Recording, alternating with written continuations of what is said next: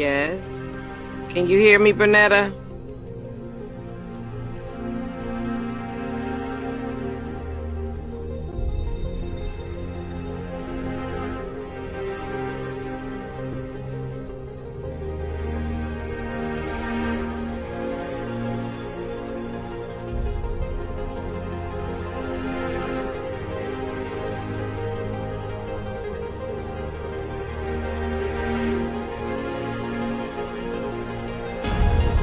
I don't know if I'm in the show or not. Crystal?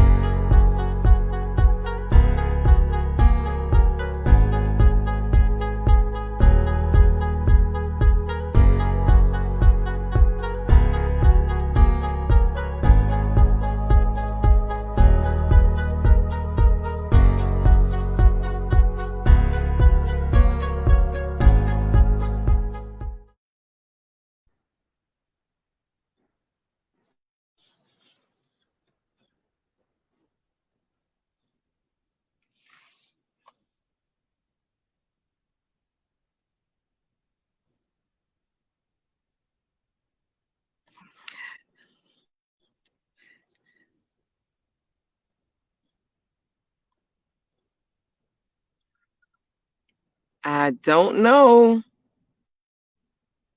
I think we go on after 3 minutes. I'm not sure.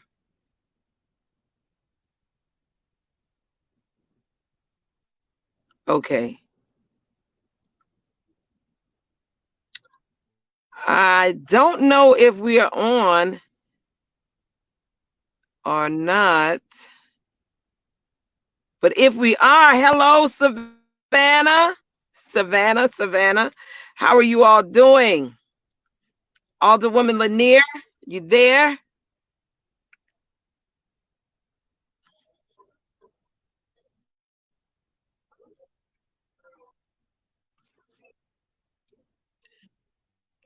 I don't have, let me see. Let me see something. Hear me? Okay. Can y'all hear me? May have cleared it up, whatever you did. Okay, wait a minute. Let's see here. Hello, can y'all hear me? Oh my goodness. Crystal, can you hear me? Okay. I can't hear myself back. Can you hear me? Oh, thank you. All right. Hello, Savannah. How is everybody out there in internet land and all of that good stuff? But we're doing a special show tonight because of what happened on yesterday. And we just want to clarify some things and get some people on a understanding note of what happened at our city council meeting on yesterday. 3 of us on council voted for a rollback on our property taxes. and 6 individuals voted for the property taxes to stay the same as it already is, generating a certain amount of funds for the city. Well, during this pandemic, I thought that it would not be necessary to leave the taxes at the 12.79. I felt that, now I'm speaking solely for myself, I felt that if we did a rollback under these circumstances, it would be beneficial to our citizens. Uh, while we attended the GMA conference, we found out that the federal government is sending a lot of money to our city in the amount of $55 million. And it was stated that the money would only generate $27,000. Well, I found that to be rather interesting.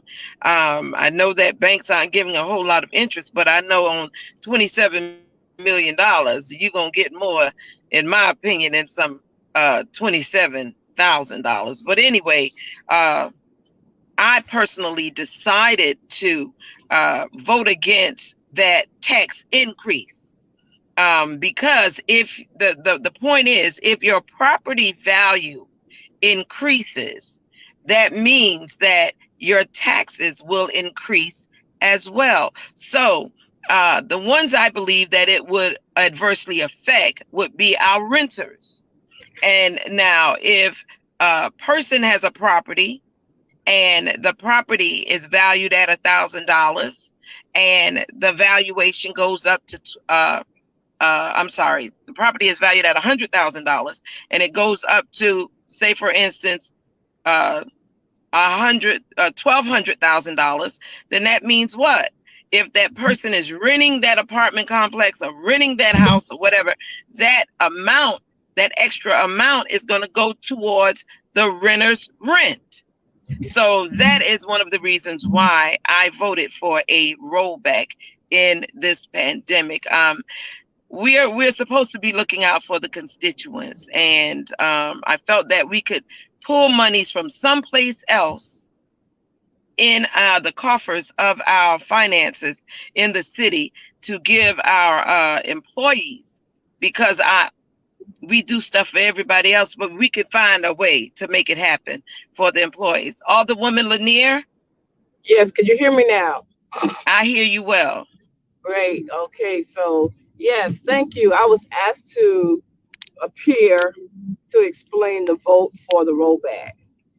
And I think if you look at the people that I serve, the people who sent me to City Hall to represent them, any opportunity that I get to save them monies, I need to take that route. And the argument on the other side is, well, we the money we will make by keeping the same percentage, the money we will make,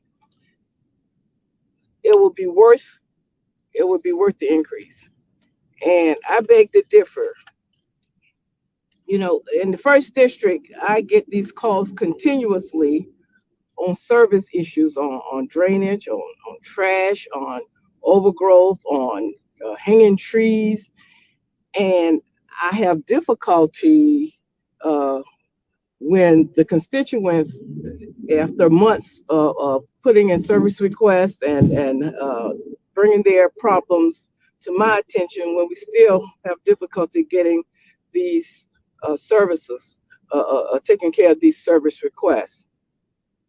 And of course, we continue to try to send in ideas for pilot programs that will help us with the problems of maintaining the lanes and the overage with the tires and the grud and the problems in the first district and what they call blight. And we really want to get this blight cleaned up, but we have it's slow in happening, and we need to do something very impactful. So at a time of COVID and a time of begging for services, now we want to increase the tax, and I don't think that's a good idea. The stockholders, the citizens in this city, they're not only stakeholders in this incorporation called Savannah, they're stockholders. And so we're looking for a value proposition. We're looking for a return on our public investment.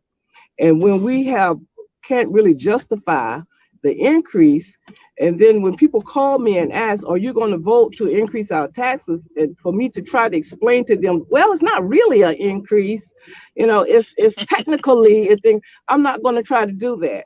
So I believe that we can do other actions to generate income, and that we've submitted some ideas that we haven't taken because we're so ingrained and embedded into business as usual. We don't even want to try different techniques, different best practices. We're just kind of, this is the way we've always done it kind of mode. Um, I introduced last year an opportunity to bring in a wellness program that has been proven by other cities to save millions of dollars in a city when the employees register in this wellness plan. They're in a wellness plan now, but we're not getting a return on that. This will offer a return. And Mm-hmm. staff was so callous and uncaring and trying to pursue what I brought to the table and recommended that they do all the research, the due diligence, the cost benefit analysis, because there are other cities that used this program and saved money, and they did not pursue it in good faith, and that was a revenue generator. And so this is the mindset that we're up against. So now you come and you tell me let's vote for an increase or by maintaining the same um, percentage that it's not really an increase. Well, it would increase the tax that people pay per meal. Yes. So therefore, I could not justify to my average constituents that this was in the best interest of their investment or as a stakeholder in this city to increase the taxes at this particular time. I couldn't Exactly. justify it. And I heard some comments as we were looking at the comments that people were making while we were doing the council meeting on yesterday.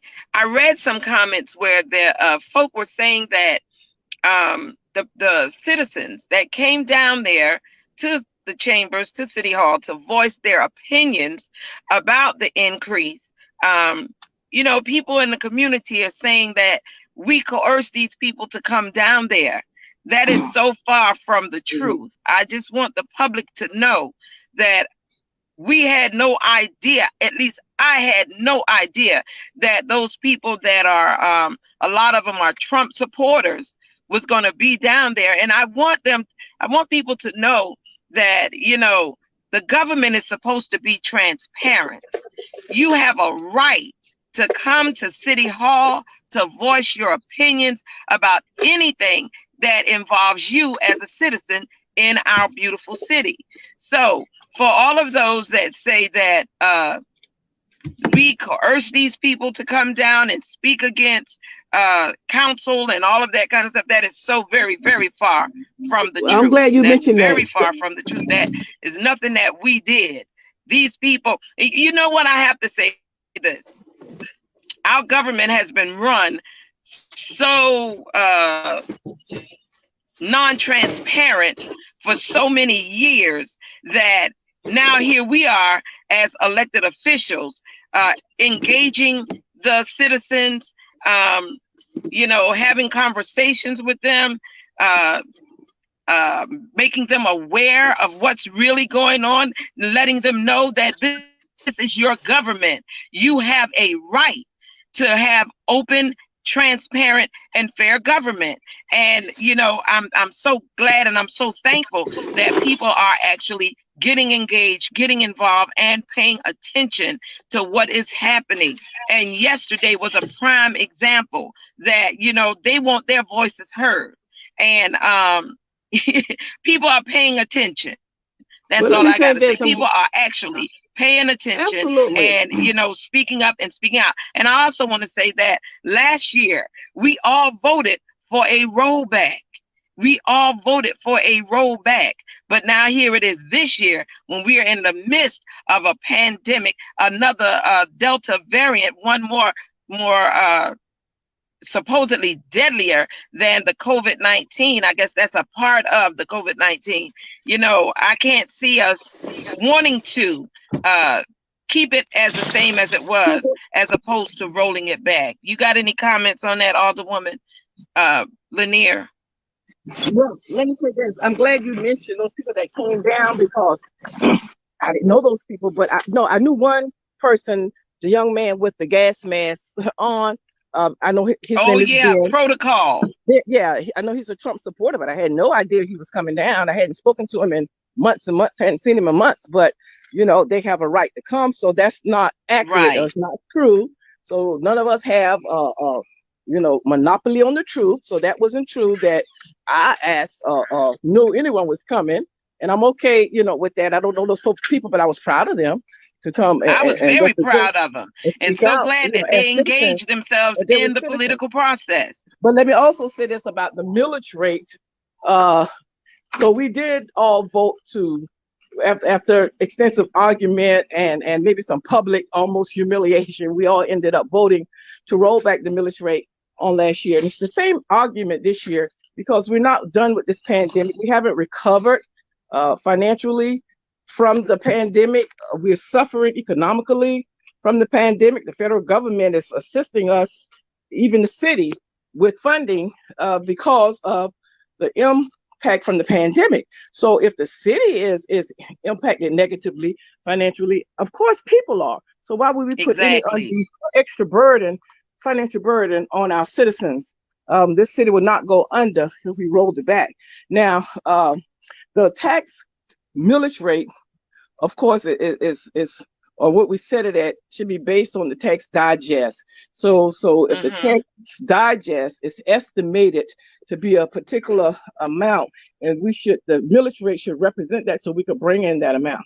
So if the Mhm. tax digest, like in this case, is going down, and then the millage rate should go down to match that if we want a zero or we want to balance it.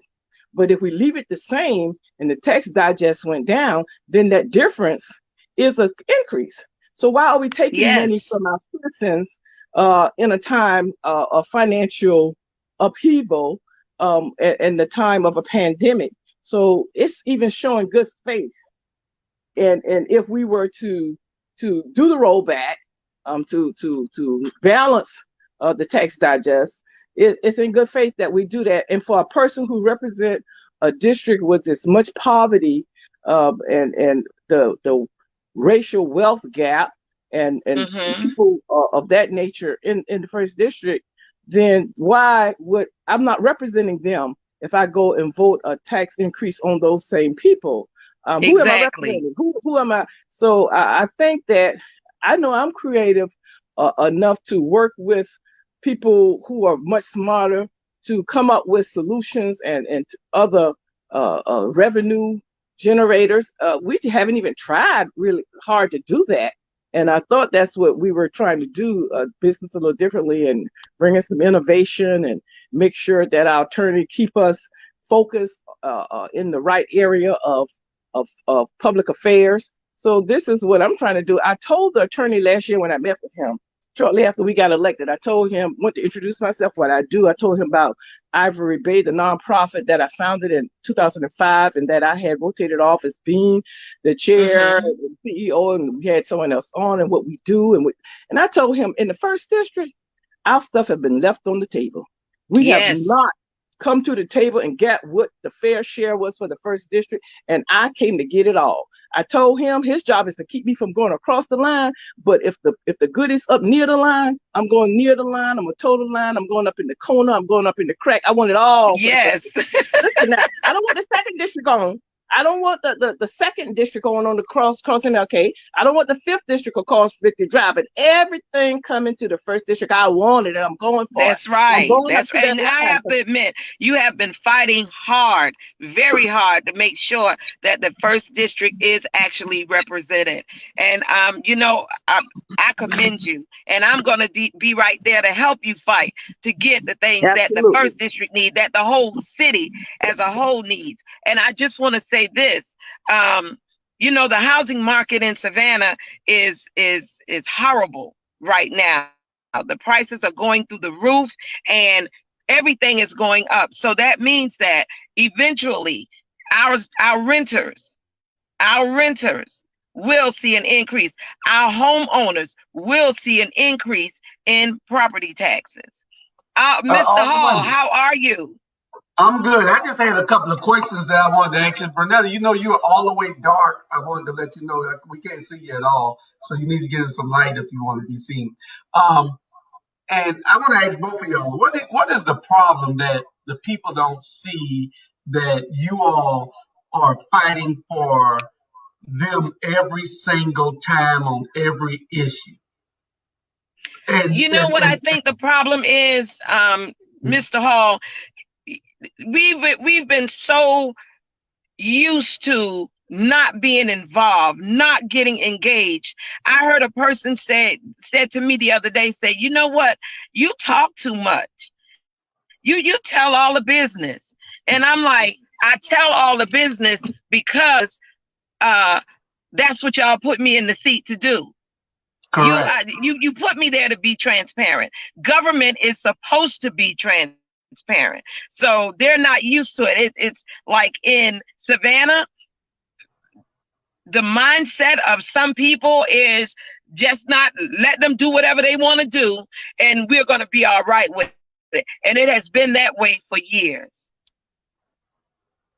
Mm-mm. It- well, it just seems like, if the three of y'all are fighting, why isn't, why don't the other six get it? What part of it that, when are they going to start doing something for the people? I can't. That is a question that you all would have to ask them. They're You not know, talking. when, huh? They're not talking to us. They're not talking. Okay, so that means I can't answer that question. I know what you sent me there to do. I'm doing it. And I'm doing it to the best of my ability. I want people to know what's happening in our government, in our city government. They need to get involved in our state government and also our county government. And I gotta say this. People always say the city, the city, the city. Well, listen up, y'all. The county has plenty of money as well. The county has plenty of money for services that's supposed to be for utility, for rent assistance, mortgages, and what have you. Pick up the phone and call them as well to find out what they have to help our citizenry. Yeah, I think that most people just think that it's just a city problem when they got to get all the government entities involved. I don't understand it when you're trying to help somebody and people don't understand that you're trying to help them. That's just a problem to me. If I'm trying to help you, don't get in my way. Stay behind me, or get out in front, or stand on the Exactly. side, you know. And I see y'all doing it every day. Y'all are really out there fighting. People think that y'all just rabble rousers and y'all just causing a problem. Y'all ain't causing no problem. Y'all are bringing up issues for the people, especially for those Exactly. marginalized and those that are disenfranchised and underserved. And y'all are bringing up those issues, and nobody's wanting to listen. And the thing is, a lot of people are behind y'all. It really is. A lot of people. Everywhere I go, people say that they're behind you. They're mad with the Johnson administration. Mm-hmm. But the thing is, and that first thing, why don't y'all just come support them then? And most of them say we do support them, but we're gonna show them with our vote. I say, well, they're gonna continue to do the same things that they're doing now until you step forward and help these ladies do what you're doing. It used to be four y'all, now it's just three. I'm trying to figure out why and what happened, where that ball dropped, I don't and know what you know, happened. I don't know what happened. yeah, but I kind of figured that was going to happen, but I don't know. I don't know. I just I'm hope just that. gonna be optimistic, and I'm just gonna hope and pray that we as an administration get it together. For so many years, it's always been status quo, status quo. And we've always had a problem of elitism. You know what I say all the time? This city suffers with isms. We have elitism, cronyism, sexism, racism, Classism. oh my gosh, classism. It's so many issues Yes. that we in the city of Savannah deal with because of the way the government has been run for so many, many years. And I tell people all the time, you didn't send me to City Hall to play the game. You sent me to City Hall to change the game. So while I'm Right. changing it, don't tell me that this is the way I should do it or it's been done this way before. No, I don't care about that. We're going to make it transparent. We're going to make it open and honest as much as I can. That's what I'm going to do. You Look, know, talking about folks are saying, well, what I heard the other day, a young lady said, well, you tell it all. You say this and you say that. Before I got up there saying this and saying that, did you know? Before all the women Lanier got up there saying this and saying that, did you know?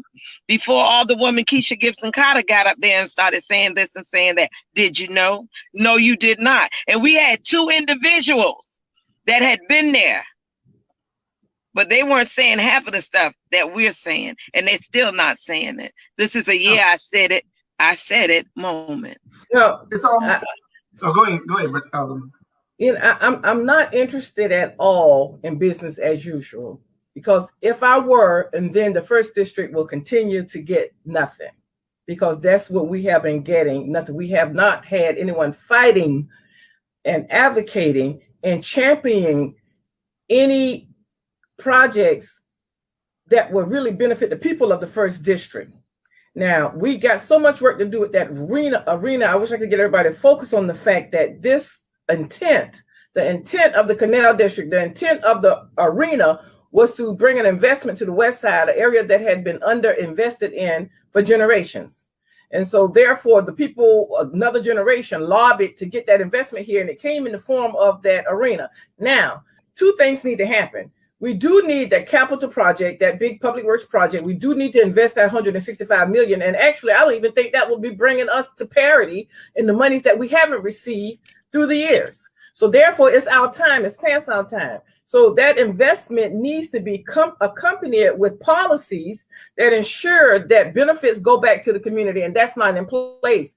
And by recommending these policies, recommending these actions, the same fight that I was receiving as a neighborhood president and as a West Side advocate, I'm getting that same fight from the people who were staff supposed to be working to make sure that me as a policymaker, they implement the policies that I recommend based on good public administration practices and research methods. And I bring all of that and produce that. And still, we do not get the political will of 5 votes to have any policies in place that will help the low wealth people of the West Side, the people that were intended to be helped by the arena. So what does that look like? So we need community benefit agreements with Colonial Oil and any other large stakeholder who feel like their name should be on, get the naming rights. That should have came with a community benefit agreement. It did not.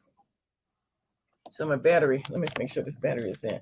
So Well, it almost feels like the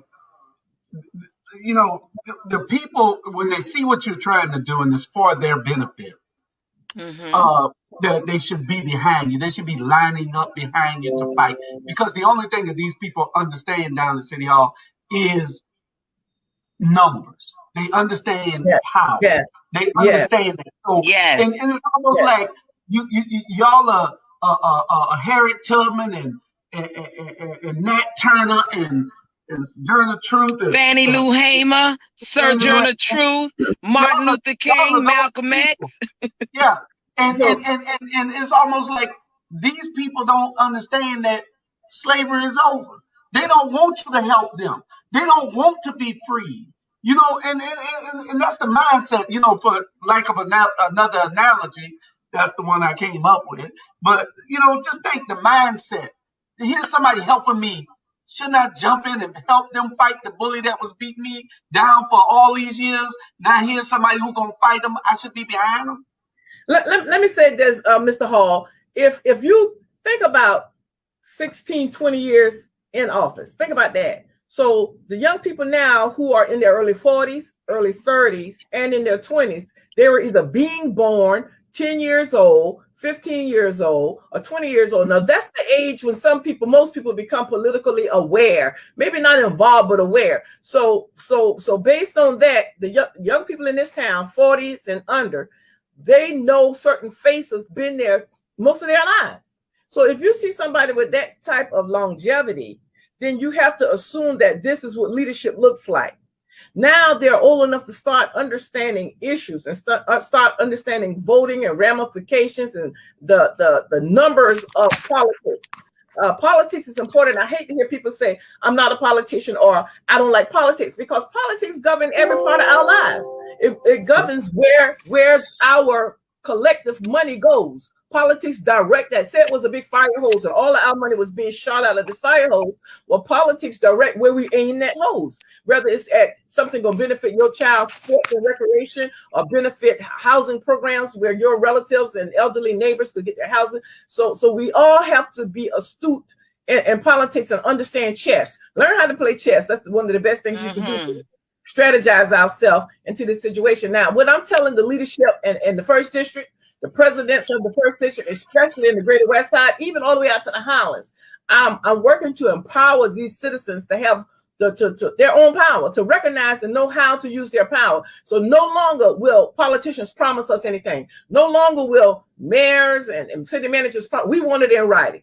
We want We want good neighbor agreements, and that's a precursor to community benefit agreements. We're working on that, but first we need an ordinance. But right now, the only thing we have to bind anyone to anything promised to a neighborhood is that good neighbor agreement. So don't tell us anything no more. Don't tell us nothing. Put it in writing. That's right. That's right. And one thing I want to say is, if you look at the arena project, since you brought that up, Alderwoman Lanier, it is a sin and a shame that $169 million project did not require any local DBE participation or local participation. These individuals in that last administration signed over the rights to the arena, to the developer, to the OVG and AECOM Hunt, just signed it over to them and said, y'all do what you will. Did not even care about the people in this area. And that was supposed to be an economic driver for the citizens of Savannah. On top of that, we had two individuals that's on this administration right now that did not come back to the people and tell the people what was going on so that we could get on top of it before now. This was a generational wealth. If anything was said, it was said very quietly. This was a generational wealth building opportunity when you gave that to OVG. Let me ask you something. I saw something where the council voted to buy some damn ice machines, some ice cleaning machines for the rain. The city isn't going to really be getting a whole lot of profit from this. It seems like it was done for everybody else that's already got money. Like I say, generational wealth. And why is the council buying two machines to clean the ice for a hockey team? Well, that's supposedly. The hockey isn't for that area over there. That's supposedly already in the money from the arena. That's already the SPLOS money. So it's already done. I assume that all of that was added in that $169 million. Well, because the hockey was already chosen, we didn't choose that. Then the Zamboni is a machine required to maintain the hockey rink. So now is the market that's intended to be uplifted by the arena is not a hockey market. So therefore, I think the idea behind that was to entice other people, to bring other people, but we can't stop there.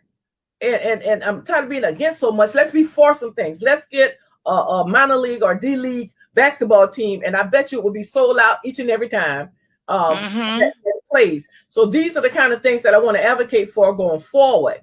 To bring some more attractions there. Everybody like basketball. I bet you white, black, red, green, yellow, white, everybody in this site will be up in there for some basketball. And we will be taking advantage of the hockey. I'm going to try to get every child I know involved in that hockey program and to go sit down, and we're going to make sure that that arena get hockey residents in there. They have an opportunity, and they aren't able to attend because of cost. We're not going to have that because we need some community partners making sure the children of that area where the arena sit could afford to go to X amount of hockey games per year. So this is the community benefits that we are seeking, that we are looking for. Let's produce some hockey superstars and send them up and get some scholarships so they could go and study finance and study economic development. And so this is the program and what we want these children to learn.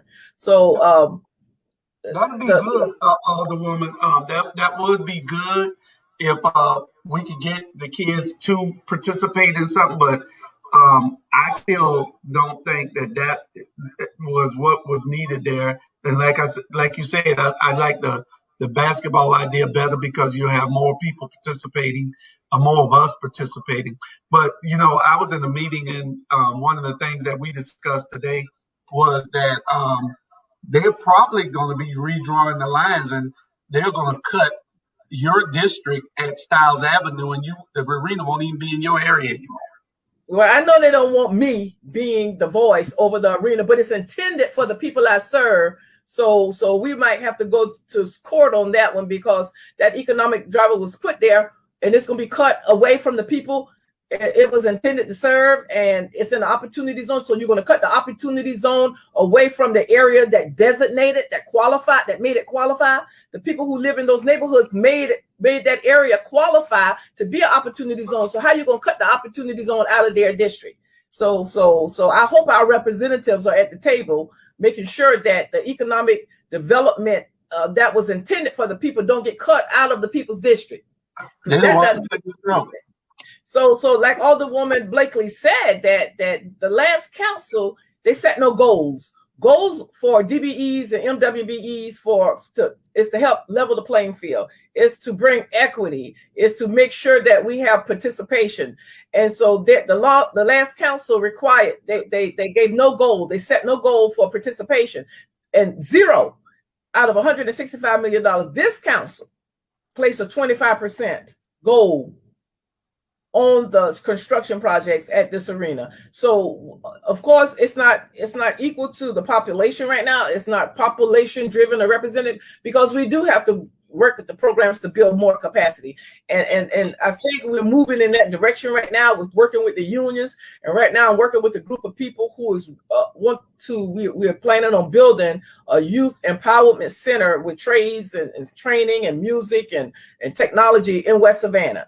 So we got to get this generation ready. We cannot wait on city council, city government, mayor, all the person. We can't wait on no one. At the community level, we got to build. What made us stop building? Our people always build. Why did we stop building? Who we waiting on? Who we depending on? So we got to pool our resources, and we got to build our 501c3s, and we got to come together and put our monies where our mouth is and get the matching grants and everything. Go up to that line again and get everything in the crack, in the nook, because we hadn't gotten it. We left it on the table, but I'm bringing it home. Get it. You know what? Since you mentioned 501c3s, listen, Savannah, listen. The Land Bank Authority just awarded property to our nonprofit, to what was it? 2 nonprofit agencies, I believe it is. I know Family Promise is one, and there's 2 other properties that's being awarded. So I want you all to realize that this is something that we're doing on council as well. If there's a project that you want to do, and the city is awarding properties, take advantage of it. put your name in the hat as well. I've requested a list of the properties that the city has in the land bank, and let's do some things that's going to benefit everybody. Transitional housing, meeting centers, whatever, because it is something that we're doing now. And it was attested to on yesterday on City Council that the Land Bank Authority with the city of Savannah is actually giving property to our nonprofits. So are those fully developed properties, or what kind of properties are they? Those are properties that they got from eminent domain. Well, not just eminent domain, but they go down to the sheriff's sale and purchase properties. But the city, funding and that housing funding is behind that. It goes into the land bank, and the land bank has the ability through legislation to award that property to nonprofits, to development, housing development nonprofits. And they do have to meet certain requirements. But if you meet those requirements, you should not be barred. But you shouldn't be barred at all. Well, we're not going to allow them to be barred, because if they're doing it for one, I'm from the school of thought. If you do it for one, you're going to do it for all. So it is a best practice to award that housing to housing nonprofits. So we just got to make sure that we have representative housing nonprofits, and that being a 501c3 nonprofit, it should be a return to the community because it's owned by the public. The public actually owned that entity. So that's where we headed. I support that, but we need a lot of eyes and watching this to make sure that the I's are dotted and the T's are crossed, and that it's being administered in an equitable manner. Now, something that's not being taken into consideration, and people think I have three heads when I say we got a culture in these neighborhoods. In these historic Black neighborhoods, we have a culture and a history, and we have a way of life. And we have a distinct architecture. So to come in here running ramshod and tearing everything down and building all of these little houses that make it start looking like a city project, the City of Savannah project, we need to make sure that as we come into the West Side and to these historic African-American neighborhoods, that we take consideration of some type of hearing to determine whether or not that particular property need to be torn down or built. And we sure don't need a high rise on Hudson Hill on Graham Street. That is the craziest thing that happened. But that's the kind of stuff that has been being done to these low wealth neighborhoods. They know that was wrong to rezone a residential area that the community had already had in place of to put 21 affordable houses, to sell it to a friend / developer, to put a high rise and a J.C. Lewis clinic. No, thank you. We didn't ask for that. We don't need that. We have a community plan. We don't want that. And our community plan got 21 affordable housing. So how did the last council vote unanimously to let a developer not only change zoning from a residential piece of property in a residential neighborhood, but also to purchase it at the same price that the city bought it at 13 years prior? It was just so much problems and dishonesty and crookedness in that deal that it will make you sick. So we're not finished making that known yet. We got to come back around to that, but we have so much coming at us in this part of the West Side that it's going to take a while, but the awareness is the first step. Yes. And you know what, Bernetta, it's not just the West Side. It is predominantly African-American communities. Yesterday on City Council, a man came before us to build a property over on, what is it called? A PUD over on the east side off of East Broad Street. And when I go in that area, I went yesterday because I wanted to see, it was 14 properties that he possibly owned and had redeveloped and what have you. And I just wanted to see those properties. And I had a conversation with the community members out there, with residents out there. And they were like, they didn't even know that all of this stuff was happening. And these were lifelong residents off of 39th and East Broad, off of 38th and East Broad, Solar Avenue, all those areas up in there. And it's like, folk just came in their community and just started taking over. and now the rents are extremely high, the taxes are extremely high. So it's like, they're just taking advantage of our legacy communities. And it's just sad. So we're fighting so Yeah, that does it's not been happen. happening.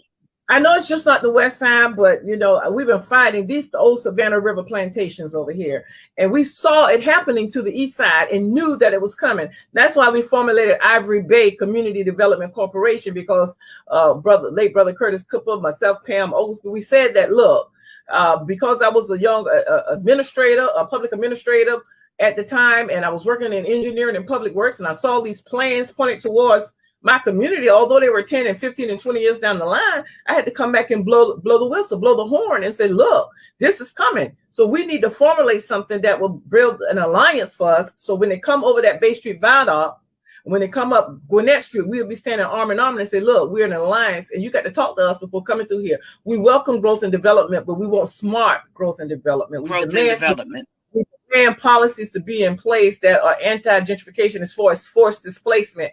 We have a legacy here. We are embedded here. We are rooted here, and we don't plan to go anywhere. And so that's because of this voice that have never been at the table being heard. It sounds foreign. It even makes some people angry because they're not used to hearing low wealth people, the people who are at the belly of the beast here in Savannah, the people who made the moonshine that equipped all of the bars downtown back in the 20s and the 30s and the 40s. Yeah, these same people who fed Savannah through the city market, that when the municipal farms were out here on the West Side, the same people, so we're still here. And people don't just one day, too many people decide, I'm gonna move to the West Side. They usually are generational people, their mother, their grandmother, family people. We live here, we've been here. And so we have something to fight for. We know our legacy. We know we have these assets out here like the Weeping Time, historic assets. We got a lot of assets out here, human resource assets. So that's why we fight. That's why we fight, so we could build wealth in place. We're not interested in poverty and eradicating poverty, because we know if we concentrate on building wealth, it'll take care of the poverty. So we plan to build wealth in these low wealth communities.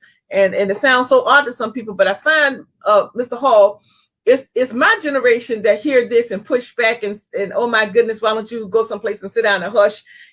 Those old people who told you to go to school, you actually listen. But I'm saying that to say the young people, they embrace this.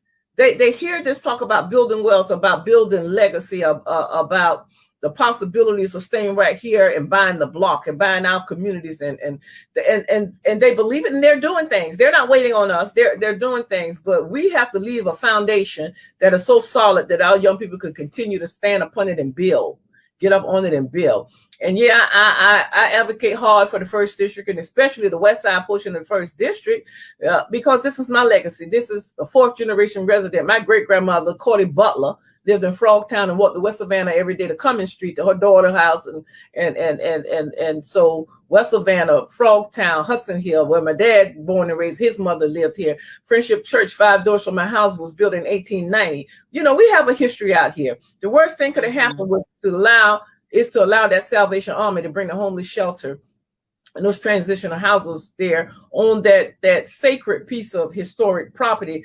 And it should be used to commemorate, to celebrate, to honor the people who were sold from that property. And at the same time, it's so large enough, it could also be a upliftment because of the terrible thing that happened. Something great could come from this, just as wonderful as if we could use it also as an economic engine. So we could do all that, but it would be up to the people once we continue to slay this devil, this machine, this dragon. Yes, We're David and Goliath. I'm telling you, people don't even understand how serious this is.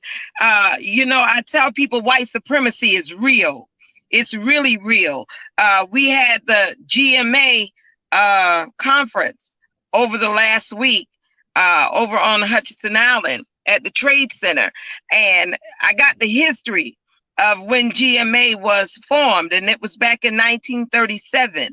And it was about 6 or 7 white men that put it together. And I tell people, If you think about it, in 1937, who was advocating for African Americans?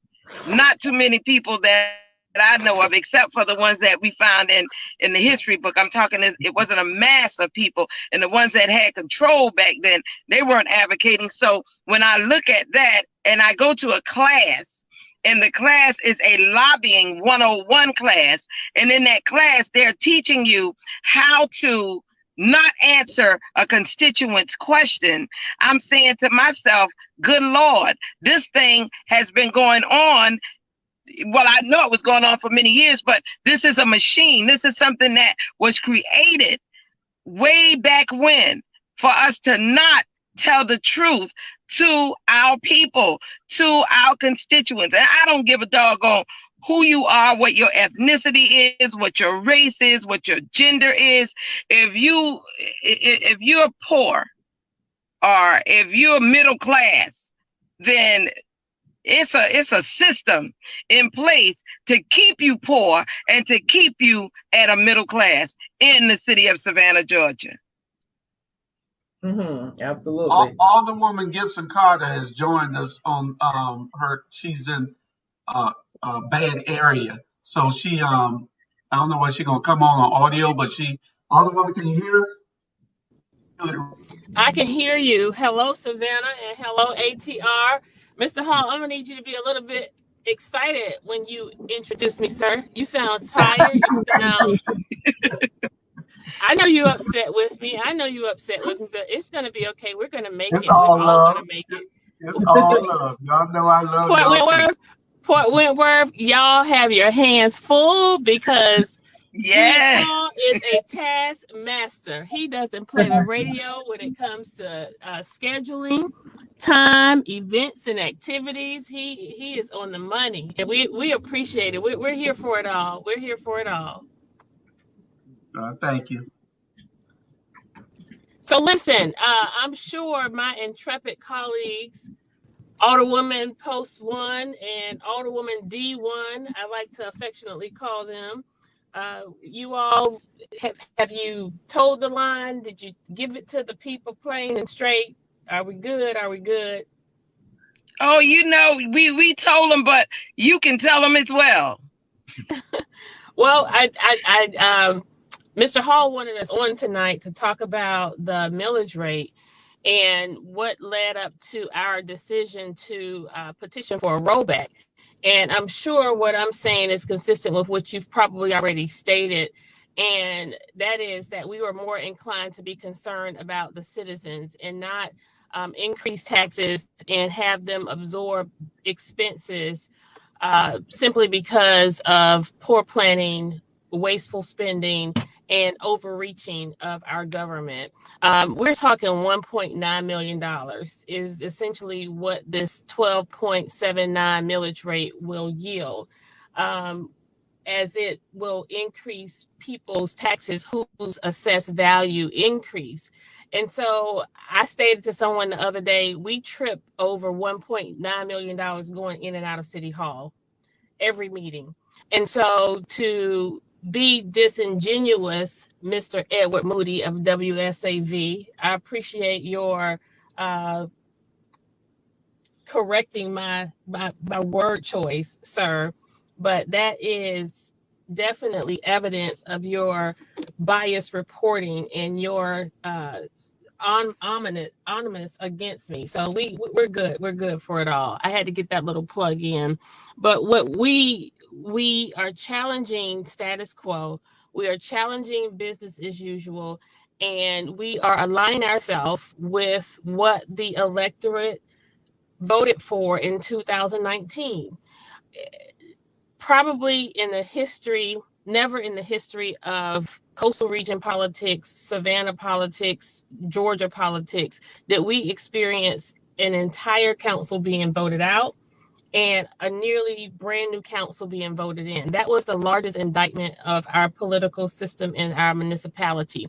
And so with that, we recognize the strong voice of the citizens in that they wanted to do business different in Savannah. No more did they want to have an administration who would simply be engaged in special interest groups, under the table and over the table payouts, but truly have a heart for the people. We came in with the spirit of giving Savannah and Savannians a heartbeat where our government is concerned. And in short order, we seem to have, well, not we, the three of us have resisted taking on the spirit of the previous administration. Nothing is different from the Eddie DeLoach administration. The same friends and buddies that Eddie had, our mayor, Van Johnson, now has. If you look at his campaign disclosures, and he likes to say that it's public, and I encourage you people to go and check the record, go on the City of Savannah's website, look at the financial disclosures that we are required to offer, and just ask yourself why we're not in an election season. Why is the mayor receiving campaign contributions from an attorney's firm who petitions our council constantly for the privilege of having zoning options and variance changes? Connect the dots. And so at the end of the day, people can argue how palatable it is for us to fight the way we're fighting. You may have an issue with our tone or our choice of words, but you cannot argue what we are fighting for. And we are fighting for transparency in government, giving government back to the people, and just being honest. And we have been lied to. There are the city manager, the outgoing city manager, Michael Brown. He is and was a liar. The mayor constantly lies to the people, gaslights the people, mislead the people. And it's painful to sit on that dais and listen to this in real time, and the audacity of these people to do this in recorded live meetings. It's just beyond me. It's frustrating, it's aggravating, and it's taxing, having to fight for the people and then turn around, explain to the people why you're using the weapons that you're using to fight with, recognizing that we're only fighting because we're not on the same team. Yes, the appearance of who we are, we look alike, but we're not alike because we're not fighting for the same thing. Somebody said recently, I can't let anybody get a word in edgewise, but I was just trying to get it all out so we can just let people go and enjoy their Friday night. But we thank you for these platforms and giving voice to our narrative, because the media doesn't spin it right. I think it's been reported that the council voted to keep the millage rate at 12.79, when it's really, really easy to say that the council voted on a 6-3 vote to keep the millage rate the same, as opposed to, continuing to provide cover, as opposed to providing the citizens with accurate coverage of the news. So that's all I have. That's all I have.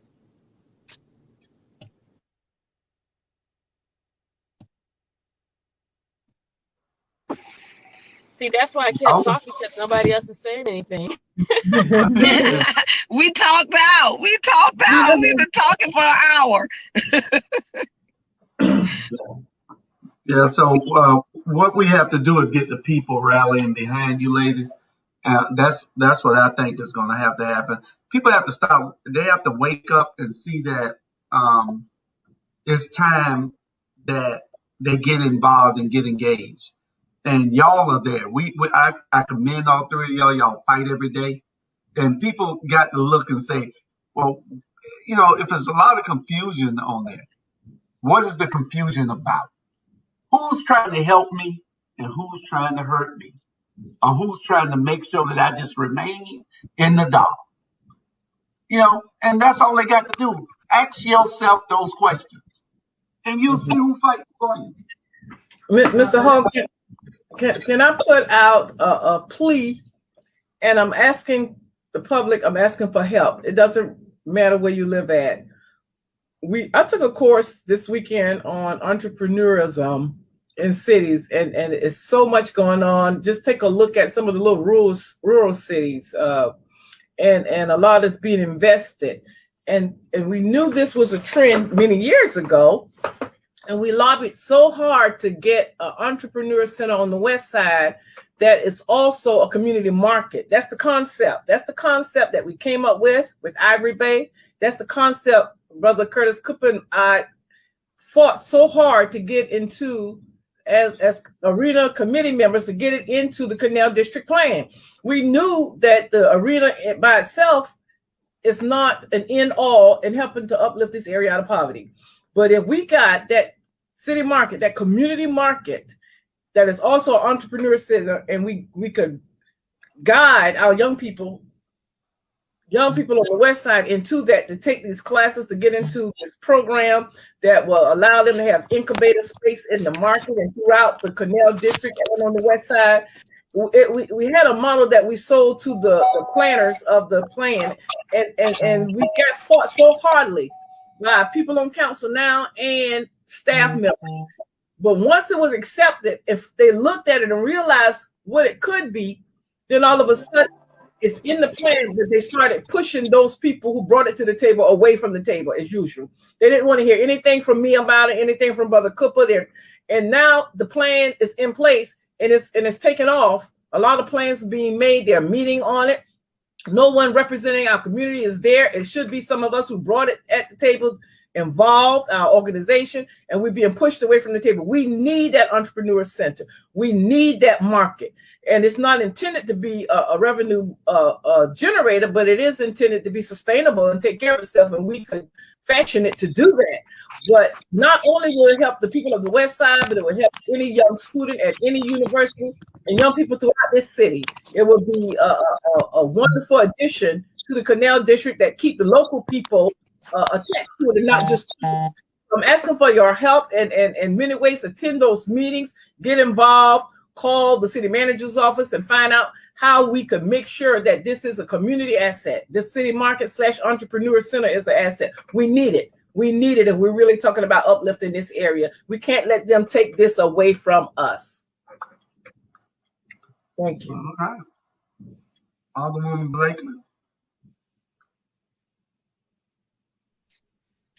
Okay, something going on in my car.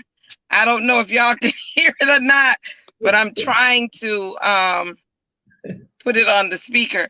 But we basically told you exactly what happened with this last city council meeting, and I'm going to continue to ask our citizenry to get involved, get engaged, and get educated on what's happening in our city government, how the government is supposed to work, not how it's been working for years in the past. Tune in to our shows. I do a podcast on Tuesday at between 7:30. By us, for us. Alderwoman Gibson Carter does a podcast. We have ATR. We're trying to educate the citizenry in our city. Y'all, let me tell you, there are so many opportunities that we could have as citizens, and I'm talking all citizens in this beautiful city, that we could change the trajectory of this city with the stroke of a pen, and people don't understand that. A lot of people would like to say we should act a certain way, we should do things a certain way, we should go behind closed doors and make deals. No, that's not how government is supposed to work.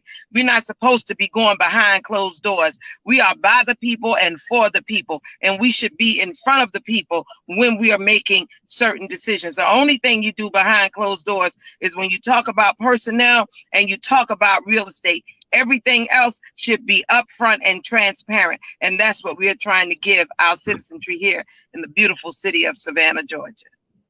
That's right.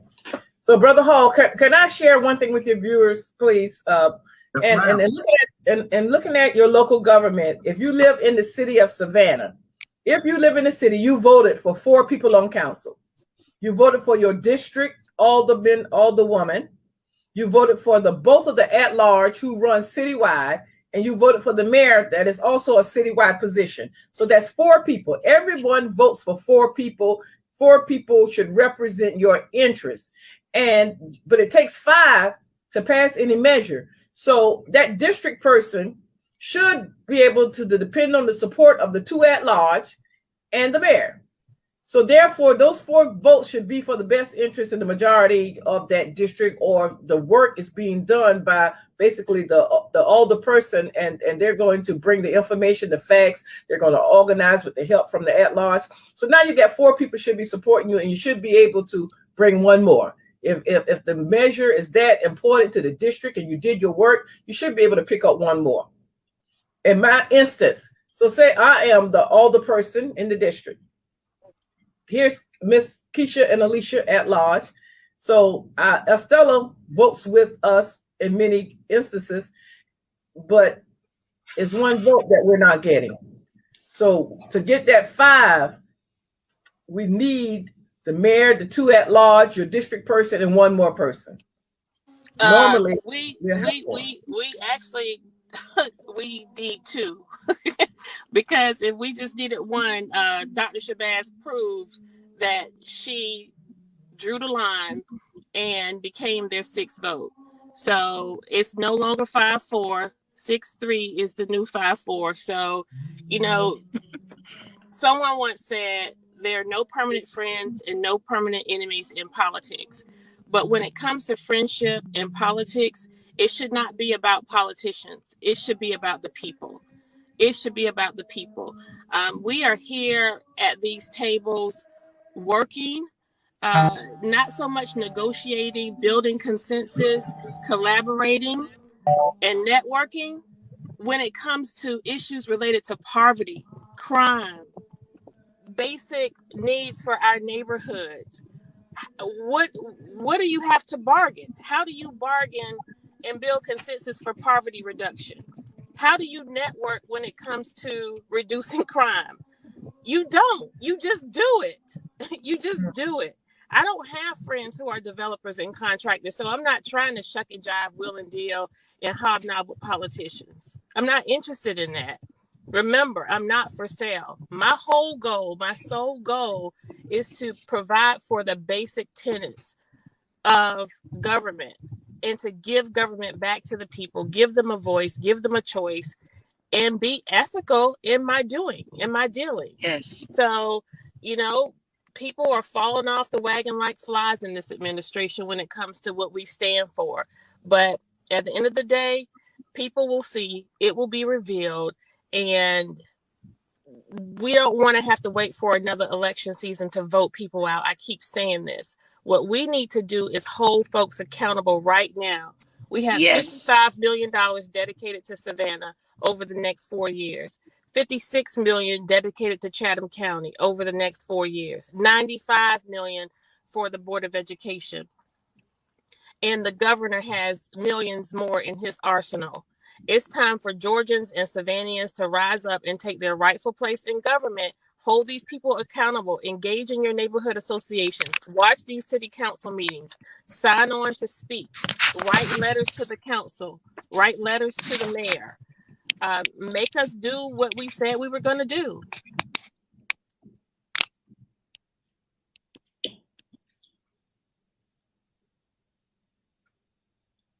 That's all I have tonight, sir. That's all I have tonight as well. Okay, well, with that being said, then I thank you ladies for coming on. I appreciate y'all being at the ready so that we can get this. I know y'all were all out and were rushing home. I'm glad you stopped, Alicia and Alderwoman Blakely, and sat still. Yes. So I am still. Yeah, so we just need to keep getting this out. What we have to do is be a unit and let the people understand that the news is going to come from us. If we don't give it to the people, then they're not going to hear it. It's going to be the same old thing, same status quo. Nothing will change. But if we keep, they thought that we would already have quit, but we haven't quit. We didn't quit, and we're not going to quit. You know what, Julius? We are chosen for a time such as this. That's correct. We are chosen. God gives his hardest battles to his strongest warriors, and we are truly warriors for and by the people. They might not see it right now. They may not even understand it, but just pay attention and see who's doing the work. And Get look, behind the ones of us that's doing the work. Okay, not saying that nobody else is not doing their work, but I'm talking about the real work. I'm talking about policy initiatives, educating the people, letting folks know what they need to do. And I got to say this again. I said it at the top of the show. I'm going to say it now.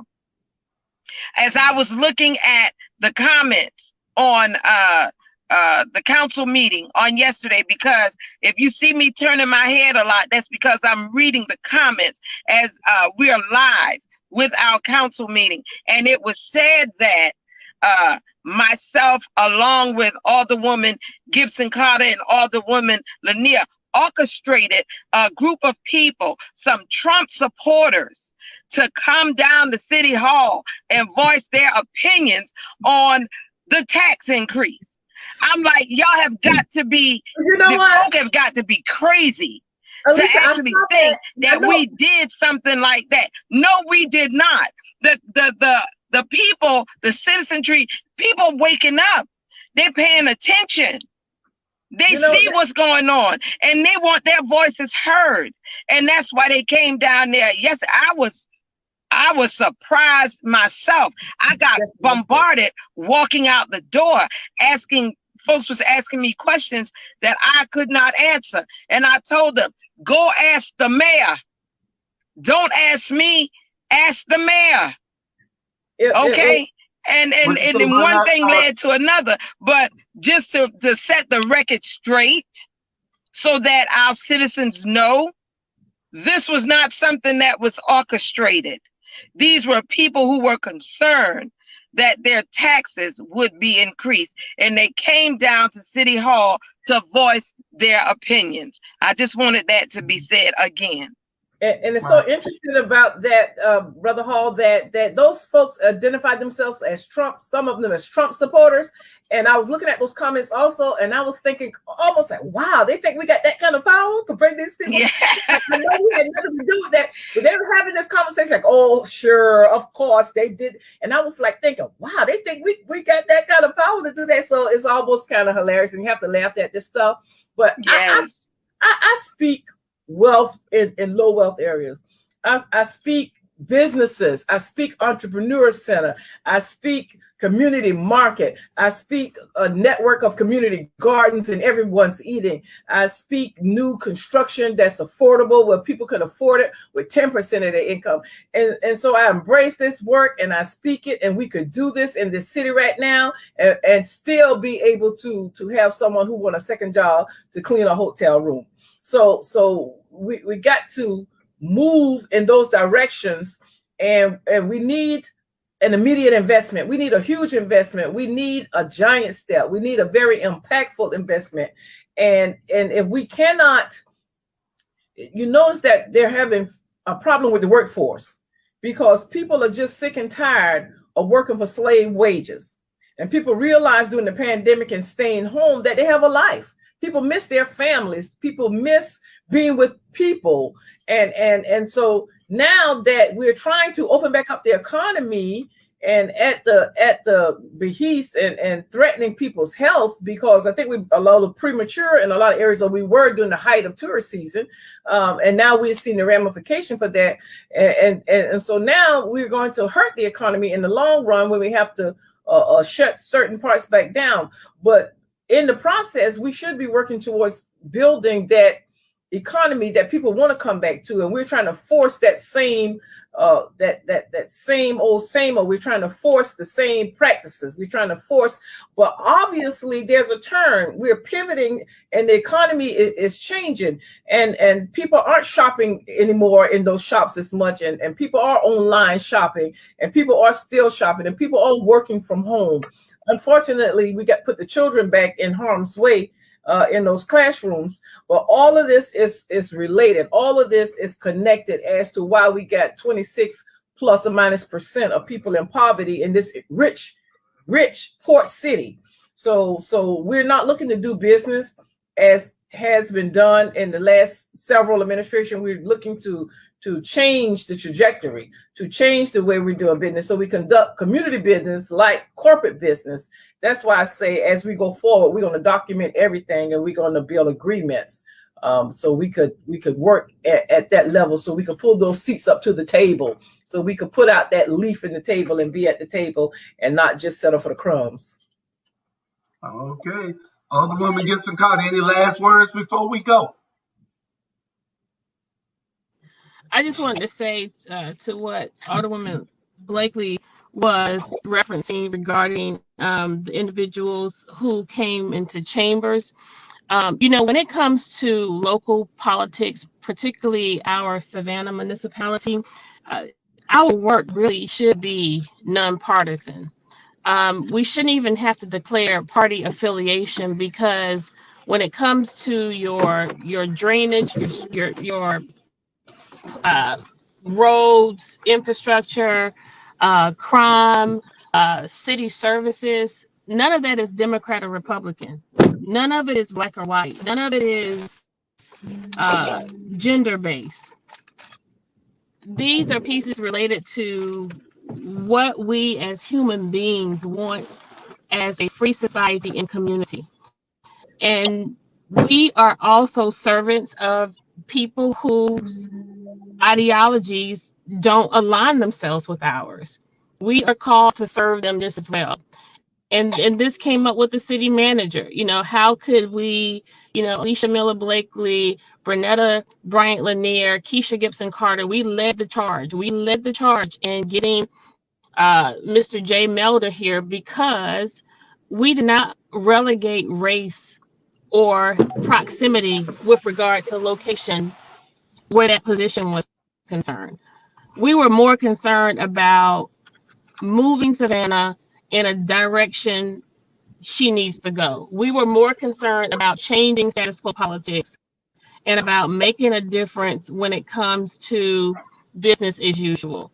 And so that's proof and evidence. It tripped up the majority on council, because they probably didn't think we would vote for a white man, but surely we did. Not only did we vote for a white man, but we voted for the most qualified candidate of all of the candidates who were in the pool.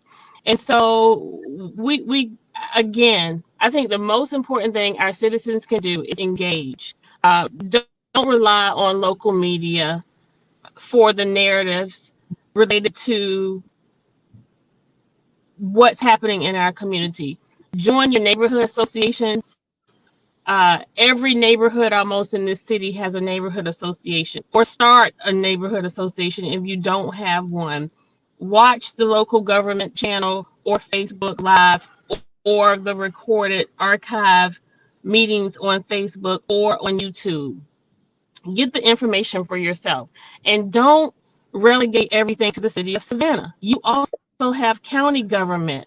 I think we get a lot of attention and focus because things are so sensational and there are a lot of interpersonal dynamics, but we should not get caught up in the minutia. We really should drill down to the business of the day and hold government accountable. I can't say that enough. Okay. Well, with all that being said, I want to tell y'all, tune in to Watchdogs at 12 noon tomorrow, and then Pastor Leonard Smalls at 6 p.m. tomorrow. We got a bunch of stuff that we'll be covering on both of those shows, and you get your news here. We're gonna give it to you uncut, raw, and if it from our ears, from what? How you say it, Alicia? from your mouth. From our mouth to your ears. What my eyes see and my ears hear determines what comes out of my mouth. I no longer raise hell babies. I raise awareness. With that being said, we love y'all. God bless you. All right. Good night, everybody. Good Peace night. out. Good night. I love you.